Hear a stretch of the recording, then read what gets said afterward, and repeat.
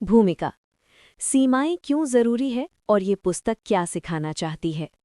अधिकांश लोग जब सीमाएं या बाउंड्रीज शब्द सुनते हैं तो उनके दिमाग में तुरंत ये विचार आता है कि किसी दूसरे व्यक्ति को क्या करना चाहिए और क्या नहीं। हमें लगता है कि सीमाएं मतलब नियम बनाना, दूसरों को रोकना या उन्हें बदलने की कोशिश करना। लेकिन सेटिंग बाउंड्रीज दैट स्टिक की शुरुआत ही इस सोच को चुनौती देकर होती है। ये पुस्तक बताती है कि असली सीमाएं दूसरों को नियंत्रित करने के बारे में नहीं होती, बल्कि खुद को समझने, खुद को सुरक्षित महसूस कराने और अपनी आंतरिक दुनिया को व्यवस्थित करने के बारे में होती हैं। लेखिका जूलियन टेलर शोर एक चिकित्सक और न्यूरोबायोलॉजी की जानकार हैं। वे बताती हैं कि सीमाओं से जुड़ी हमारी ज्यादातर परेशानियां इच्छा शक्ति की कमी से नहीं, बल्कि हमारे मस्तिष्क और नर्वस सिस्टम की पुरानी सीख से जुड़ी होती हैं। हमारा दिमाग ये तय करता है कि हमें क्या सुरक्षित लगता है और क्या खतरा। अगर दिमाग ने कभी ये सीख लिया कि ना कहना खतरनाक है या दूसरों को नाराज करना सुरक्षित नहीं है, तो वयस्क होने पर भी सीमाएं बनाना मुश्किल लगता है। इस पुस्तक का उद्देश्य पाठक को ये सिखाना है कि सीमाएं बाहर से नहीं, अंदर से बनती हैं। जब हमारी आंतरिक स्थिति स्थिर, शांत और स्पष्ट होती है, तब सीमाएं अपने आप टिकाऊ बन जाती हैं। यही कारण है कि पुस्तक का नाम सेटिंग बाउंड्रीज दैट स्टिक है, यानी ऐसी सीमाएं जो सिर्फ कही ना जाएं बल्कि निभाई भी जा सकें। सीमाएं वास्तव में क्या हैं? पहले अपने अंदर सुरक्षित महसूस करना। पुस्तक का एक केंद्रीय विचार ये है कि सीमाएं कोई दीवार नहीं है, बल्कि एक ऐसा ढांचा है जो हमें सुरक्षित रखते हुए दूसरों से जुड़ने में मदद करता है।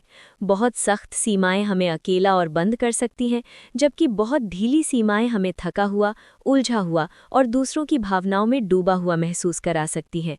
स्वस्थ सीमाएं इन दोनों के बीच का संतुलन है। लेखिका बताती हैं कि स्वस्थ सीमा कोई एक तय नियम नहीं है।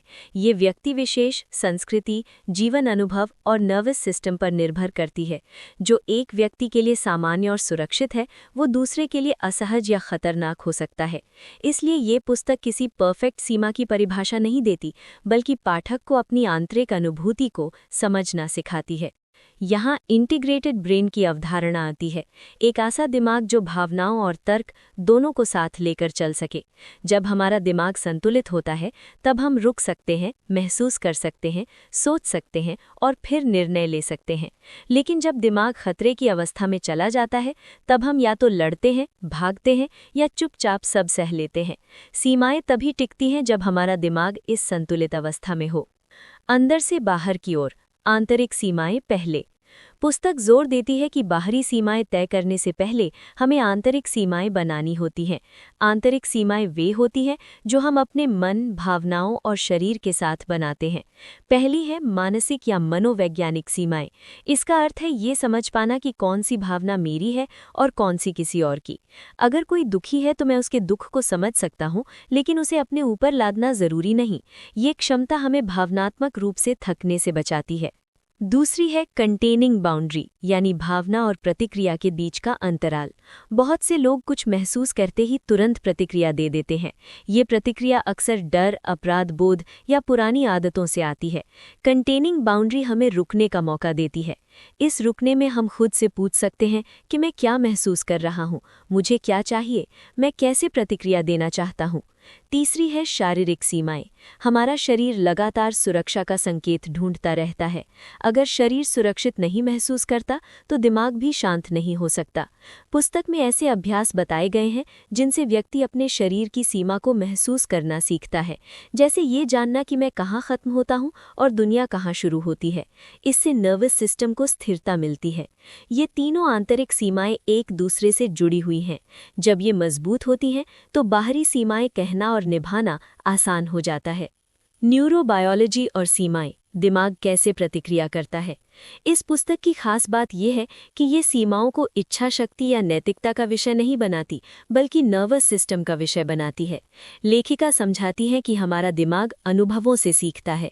अगर बचपन या पुराने रिश्तों में सीमाएं रखने पर हमें सजा, अस्वीकार या खतरा मिला, तो दिमाग ने ये सीख लिया कि सीमाएं असुरक्षित हैं। जब हम आज सीमाएं रखने की कोशिश करते हैं, तो वही पुराना अलार्म सिस्टम सक्रिय हो जाता है। दिल तेज धड़कने लगता है, शरीर में तनाव आ जाता है और हम या तो पीछे हट जाते हैं या आक्रामक हो जाते हैं।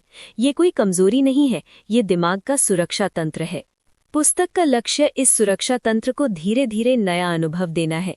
जब हम खुद को शांत करना सीखते हैं, आत्मकरुणा अपनाते हैं और छोटे छोटे कदमों से सीमाएं रखते हैं, तो दिमाग सीखता है कि अब ये सुरक्षित है। इसी से सीमाएं चिपकने लगती हैं। 6 कदम की प्रक्रिया, सीमाएं टिकाऊ कैसे बने। पुस्तक एक 6 कदम की प्रक्रिया बताती है जो सीमाएं बनाने और निभाने में मदद करती है। ये कोई कठोर नियम नहीं है, बल्कि एक ढांचा है। सबसे पहले है अपना बड़ा कारण जानना। आप ये सीमा क्यों रखना चाहते हैं? ये आपकी सेहत, सम्मान या मानसिक शांति के लिए क्यों जरूरी है? जब कारण स्पष्ट होता है तो दिमाग को दिशा मिलती है। दूसरा है ये तय करना कि आप क्या करेंगे। सीमा का मतलब ये नहीं कि दूसरा क्या बदले, बल्कि इस स्थिति आने पर आप क्या कदम उठाएंगे। तीसरा है दूसरों की संभावित प्रतिक्रिया के लिए तैयार रहना। लोग हमेशा तुरंत समझ नहीं पाते, कुछ विरोध कर सकते हैं, कुछ भावनात्मक प्रतिक्रिया दे सकते हैं। चौथा है अपनी ही भावनाओं के लिए तैयारी करना। अपराध बोध, डर या संदेह आ सकता है, ये सामान्य है। पांचवा है खुद को शांत करने की योजना। जब तनाव बढ़े तो आप अपने नर्वस सिस्टम को कैसे शांत करेंगे। छठा है दोहराना और निभाना। सीमाएं एक बार कहने से नहीं टिकती, शांत, स्पष्ट और लगातार व्यवहार से वे मजबूत होती हैं। संवाद और रिश्ते, स्पष्टता ही करुणा है। पुस्तक बताती है कि सीमाएं रिश्तों को तोड़ती नहीं, बल्कि साफ करती हैं। जब हम साफ बताते हैं कि हमें क्या चाहिए और क्या नहीं, तो सामने वाला अंदाजा लगाने से बचता है। इससे नाराजगी कम होती है। साफ संवाद में मैं से शुरू होने वाले वाक्य उपयोगी होते हैं। आरोप लगाने की बजाय अपने अनुभव की बात करना ज्यादा प्रभावी होता है। साथ ही जरूरत से ज्यादा सफाई देना सीमा को कमजोर कर सकता है। सीमाएं रिश्तों में सुरक्षा पैदा करती है। सुरक्षा होने पर ही सच्ची नजदीकी संभव होती है। खुद के साथ सीमाएं, आंतरिक बदलाव। ये पुस्तक ये भी सिखाती है कि सीमाएं सिर्फ दूसरों के लिए नहीं, खुद के लिए भी जरूरी है। जैसे ज्यादा काम करना, खुद को कठोरता से जज करना या आराम न देना, ये सब ऐसे पैटर्न हैं जहां हमें खुद से सीमा बनानी होती है। 6 कदम की प्रक्रिया यहाँ भी काम करती है। जब हम खुद से सम्मान और करुणा के साथ पेश आते हैं तो आत्मविश्वास बढ़ता है। आत्मकरुणा सीमाओं को टिकाए रखने की कुंजी है। आत्मकरुणा दिमाग को शांत करती है और सीखने की क्षमता बढ़ाती है। खुद को दोष देने से नर्वस सिस्टम और ज्यादा तनाव में चला जाता है, जिससे सीमाएं निभाना और मुश्किल हो जाता है। जब हम खुद से दयालु होते हैं तो हम खुद को ये संदेश देते हैं कि हमारी जरूरतें मायने रखती हैं। यही भावना सीमाओं को अंदर से मजबूत बनाती है। निष्कर्ष, टिकाऊ सीमाएं भीतर से जन्म लेती हैं।